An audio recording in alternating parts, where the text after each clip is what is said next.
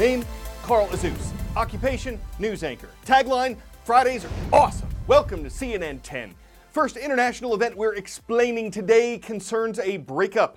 The European Union is composed of 28 European countries. They have an economic and political partnership, but in June of 2016, voters in the United Kingdom decided their country would leave the European Union. This became known as the Brexit, as in British exit from the EU. It is a very complicated process. For instance, European Union countries trade with each other without tariffs on goods. When Britain leaves the EU, will it have those taxes reinstated when trading with the rest of Europe? Immigration, legal decisions, relationships with other countries, all of this has to be worked out. And the deadline for an agreement between Britain and the European Union has been set for March 29th.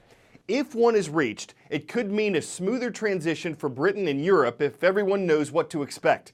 But it has some sticking points. One of them is Northern Ireland. It's part of the United Kingdom, and it would leave the EU with the rest of Britain, while the Republic of Ireland would stay in the EU.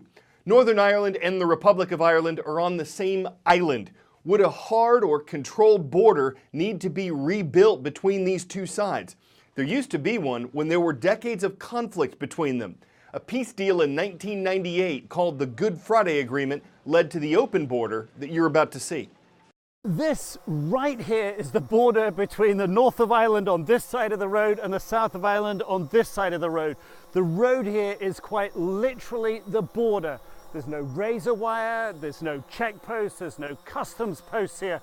There is in total between north and south about 310 miles of border, and it is crisscrossed by about 300 to 400 different roads. But Brexit could bring a change to all of that, because Theresa May, the British Prime Minister, has said that Brexit means leaving the European Union, leaving the single market, which throws open the question of what happens to this border. 20 years ago, this used to be an army base here, the border just along the road there. And it was one of many army bases that controlled the border. A lot of those little lanes that we were looking at there, they were blocked off, couldn't be used. That building over there, the army used to use that for checking the vehicles, a sort of customs post, if you like.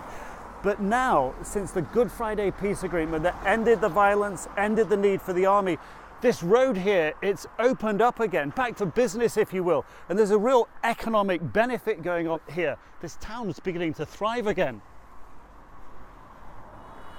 Today, border crossings like this one on the main highway have never been so busy. More than 1 million vehicles a month crossing over all these borders. $1.5 billion worth of trade between Britain and the Republic of Ireland. No one wants to lose this economic benefit of an open border. The Irish government says that the border should not become hard. The British government, with this negotiation, is in a very difficult position right now. The European Union supports the Irish government. The borders, they want them open for trade. 10-second trivia. Bit of a geography quiz today. Which of these nations is located between Egypt and Jordan? Israel, Libya, Saudi Arabia, or Syria? Only the nation of Israel shares a border with Egypt and Jordan.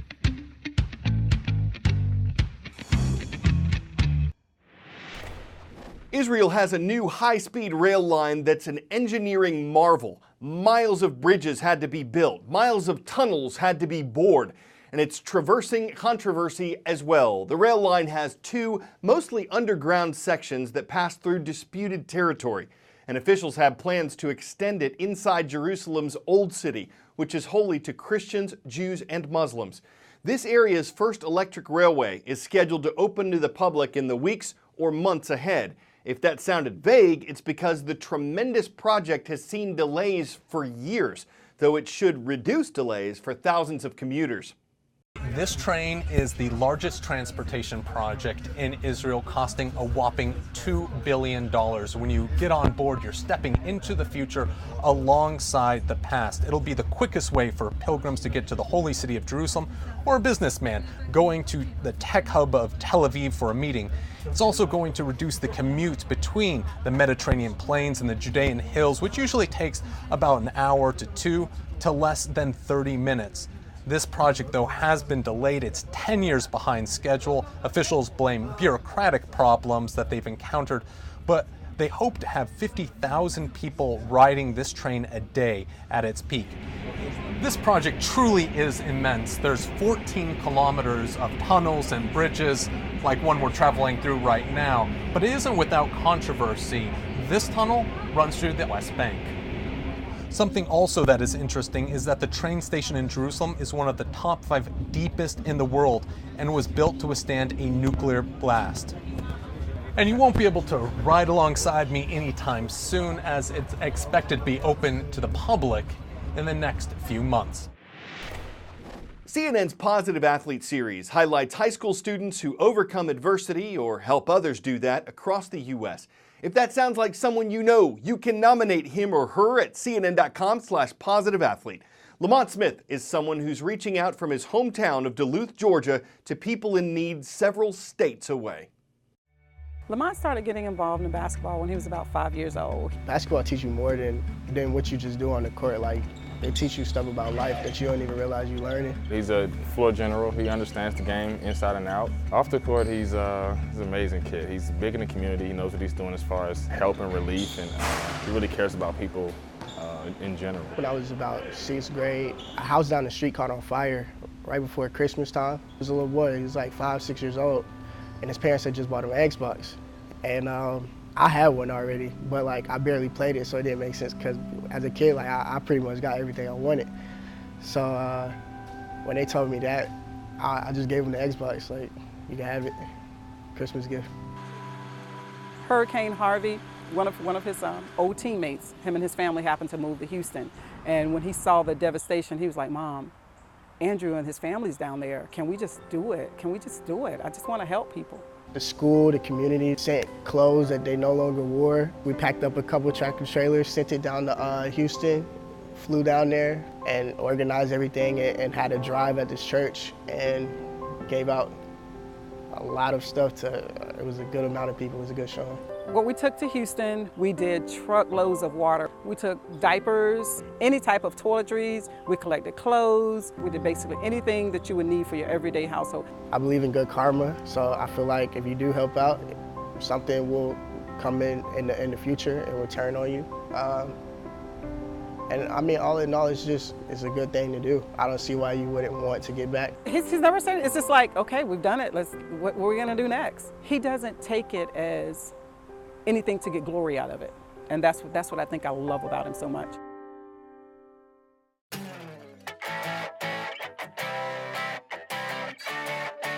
What's harder than moving from one house to another? Moving a house from one place to another. The Collinwood House, the oldest home in Plano, Texas, was just moved to its new home across town. It wasn't moving quickly, and at one point it got stuck. But it's part of a family legacy. This house was originally built in 1861 by the great-great-grandfather of a man who helped buy it back just this year. He reportedly has plans to restore it. Some people home in on keeping a house in the family. It's their shingle most important thing. And it's easy to root for them. A home is more than window dressing. Its doors are always open to opportunity, and a good house plan goes up in frames. I'm Carl Azus for CNN10, your home for objective news and puns that bring the house down.